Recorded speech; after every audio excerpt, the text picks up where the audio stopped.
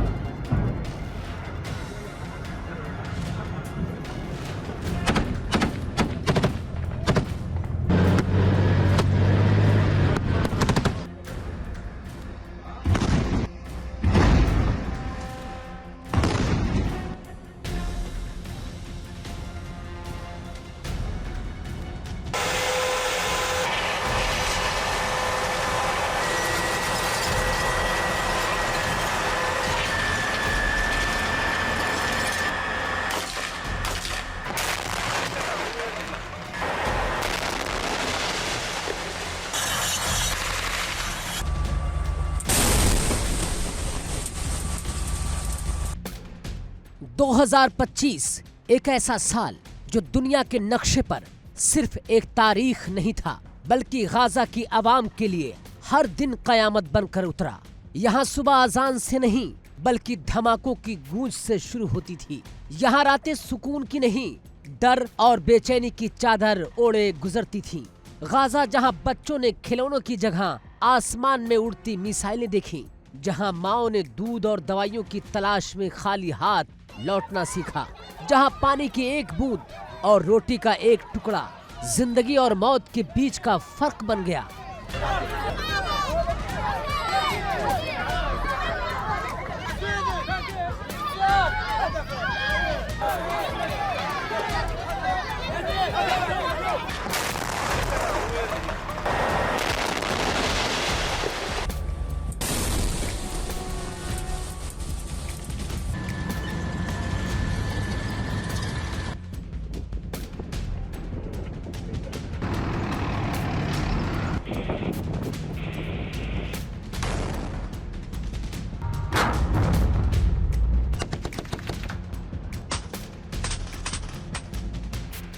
दो 2025 में गाजा की गलियों ने हंसी नहीं, सन्नाटा सुना। स्कूल की जगह मलबा था, अस्पताल में इलाज से ज्यादा इंतजार था।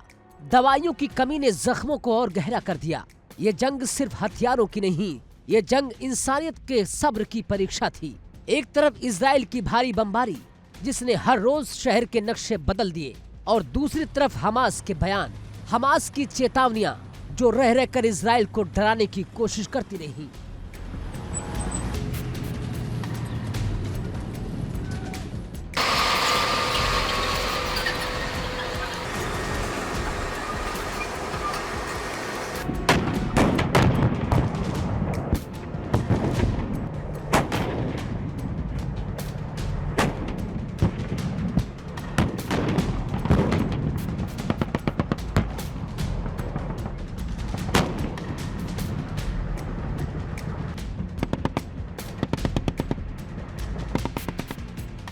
तो 2025 में गाजा के लोगों ने भूख को भी सहा, प्यास को भी, और अपनों को खोने का दर्द भी।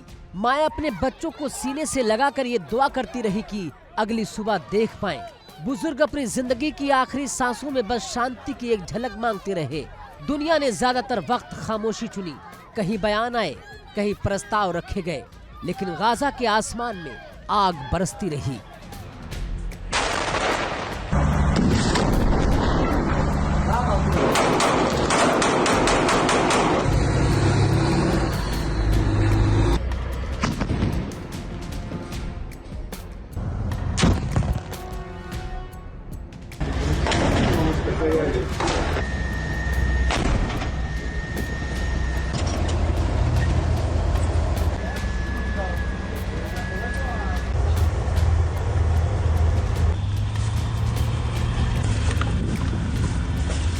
2025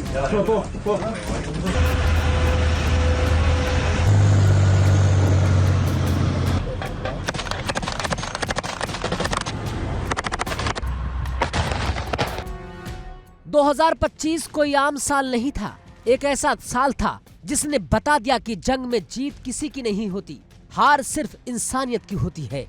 ये साल गाजा के लिए न कैलेंडर का साल था, न इतिहास का एक अध्याय।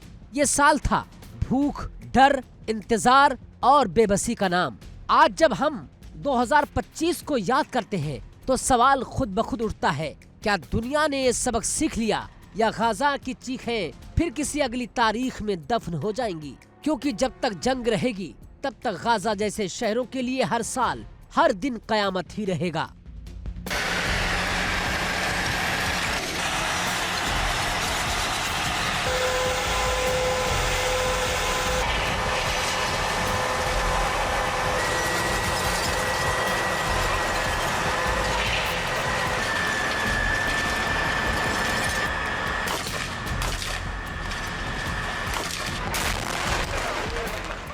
aşağıda gelebiliyorsun.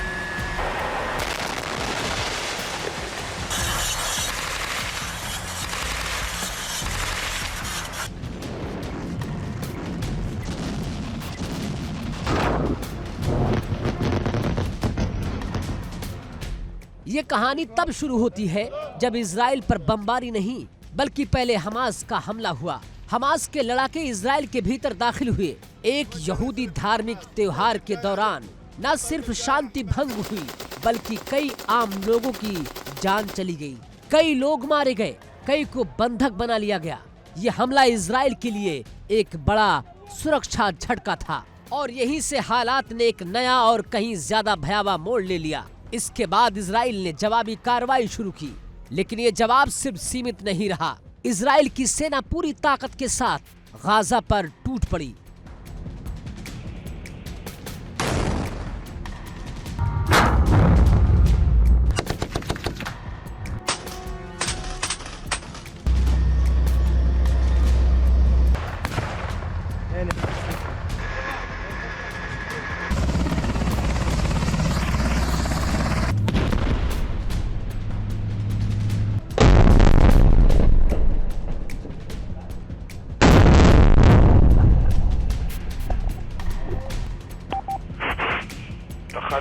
פיקוד הדרום כאן קודקוד।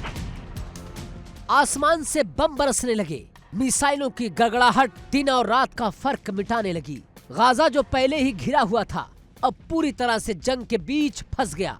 देखते ही देखते इमारतें ढहने लगी, रिहायशी इलाके, बाजार, स्कूल सब मलबे में बदलते चले गए। ये हमला सिर्फ हमास के ठिकानों तक सीमित नहीं रहा, गाजा का पूरा शहर इसकी चपेट में आ गया। जहाँ कभी जिंदगी थी वहाँ अब बवंडर थे, जहाँ कभी रोशनी थी वहाँ धुआं और अंधेरा था। सबसे बड़ा सवाल यही था, इस पूरी लड़ाई की कीमत कौन चुका रहा है? जवाब साफ था, गाजा की आम जनता। आज गाजा एक खुली जेल की तरह है, न बाहर जाने का रास्ता, न भीतर सुरक्षित रहने की जगह।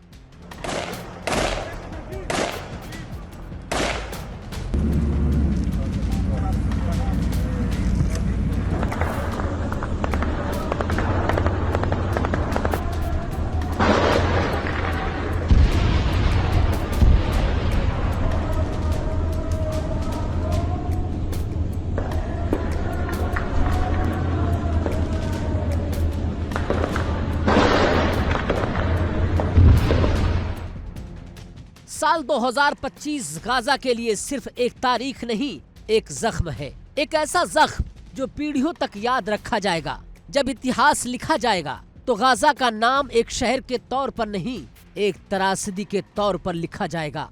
साल 2025 गाजा के लिए एक भयावह साल रहा। ढहते घर, टूटते सपने और एक जनसंख्या जो जीने की कीमत अपने खून से चुका रही है। सबसे पहले मानव जीवन की कीमत। संयुक्त राष्ट्र और स्वास्थ्य अधिकारियों के मुताबिक गाजा में अब तक लगभग 67,000 से 69,000 लोग मारे जा चुके हैं, जिसमें बच्चे, महिलाएं और बुजुर्ग शामिल हैं।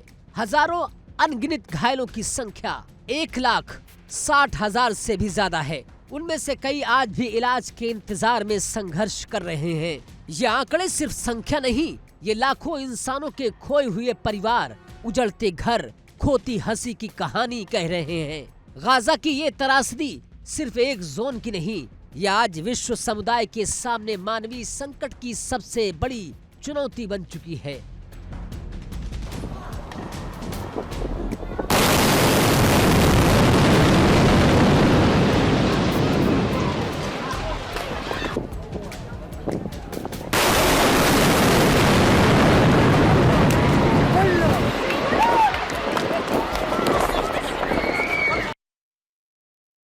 साल 2025 सिर्फ गाजा के लिए ही नहीं बल्कि लेबनान के लिए भी राहत का साल नहीं था। इस पूरे साल इजराइल हिजबुल्लाह के बीच में तनाव लगातार बढ़ता नजर आया। जहां पर एक तरफ हिजबुल्लाह के इजराइल को चुनौती देना जारी है, तो वहीं दूसरी तरफ इजराइल ने लेबनान में हिजबुल्लाह के ठिकानों को सीधे निशाना बनाना शुरू कर दिया।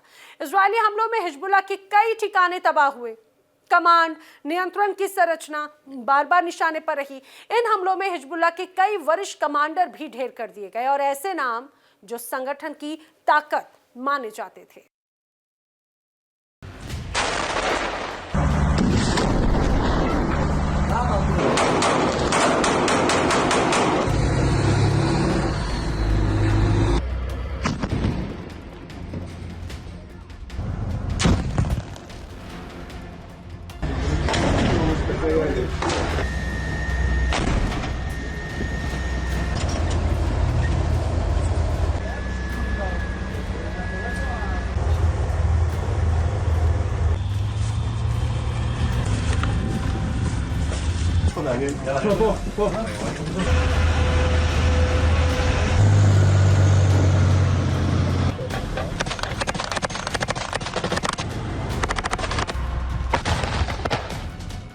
और इसी संघर्ष के बीच हिजबुल्लाह को एक बड़ा झटका लगा। नसरुल्लाह जैसे प्रभावशाली और पहचान वाली शख्सियत को खो देना ये सिर्फ एक संगठन का नुकसान नहीं था, बल्कि लेबनान की राजनीति और सुरक्षा संतुलन के लिए बहुत बड़ा बदलाव था। लेकिन इस टकराव का असर सिर्फ हिजबुल्लाह तक सीमित नहीं रहा। लेबनान जो पहले ही आर्थिक संकट, राजनीतिक अस्थिरता और संसाधनों की कमी से जूझ रहा था, साल 2025 में और ज्यादा दबाव में आ गया। सीमावर्ती इलाकों में अस्थिरता बढ़ी, लोगों को अपने घर छोड़ने पड़े, डर और अनिश्चितता रोजमर्रा की जिंदगी का हिस्सा बन गई।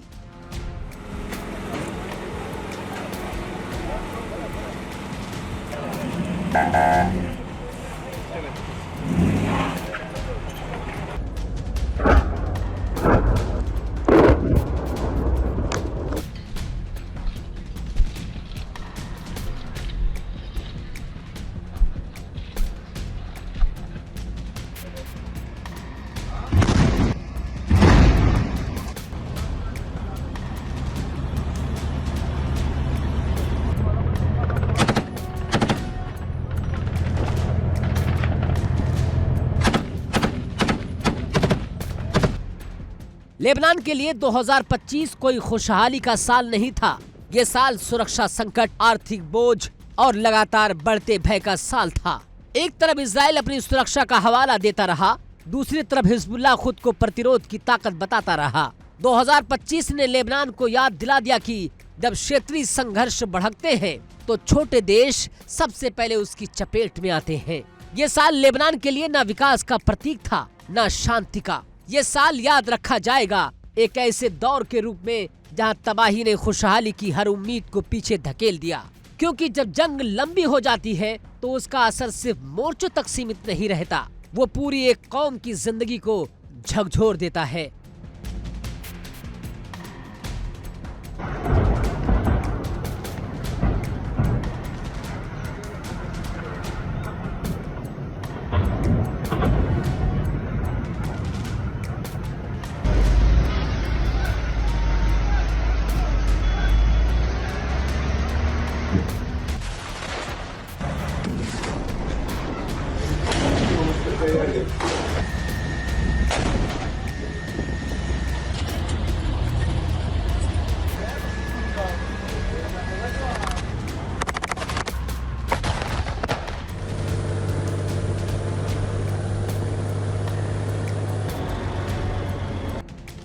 आईडीएफ के हमलों के बाद हिजबुल्लाह भी पीछे नहीं हटा।